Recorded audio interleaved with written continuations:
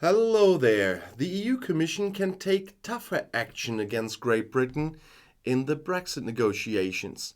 They will get more competences for it. So the European Commission will have more rights to introduce measures against Great Britain in the Brexit dispute. This should help London to stick to a negotiated agreement, as the EU states announced last night. Measures include restrictions on flights, as well as trade and investment restrictions. Negotiators from the European Parliament and the EU member states had previously agreed on the authorization. Both Parliament and the member states still have to formally confirm the outcome of the negotiations, but that's just form. In concrete terms, the Commission can then issue so-called implementing acts in order to introduce penalties. However, these would always have to be proportionate, and the United Kingdom is sure to comply with agreements, according to the communication from the EU member states. Brussels and London have been at loggerheads since Britain left the EU.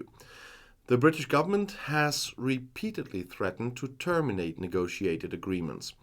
At the same time, London is hearing about the negative effects of leaving the EU.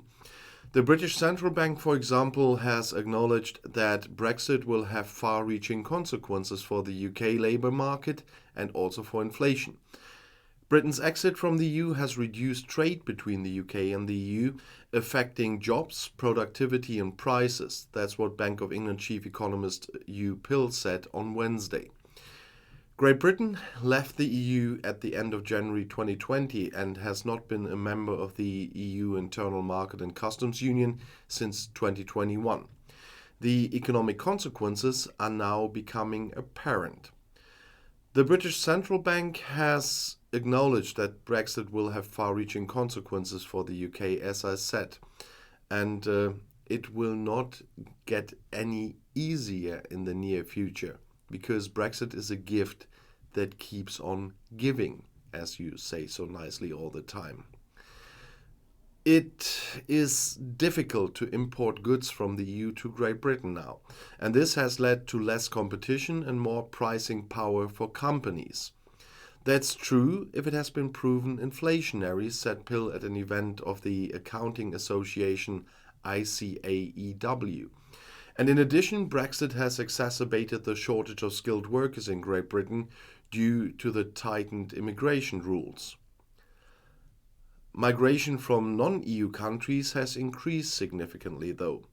But it is at least questionable whether these people can be used productively on the job market, said Pill specifically.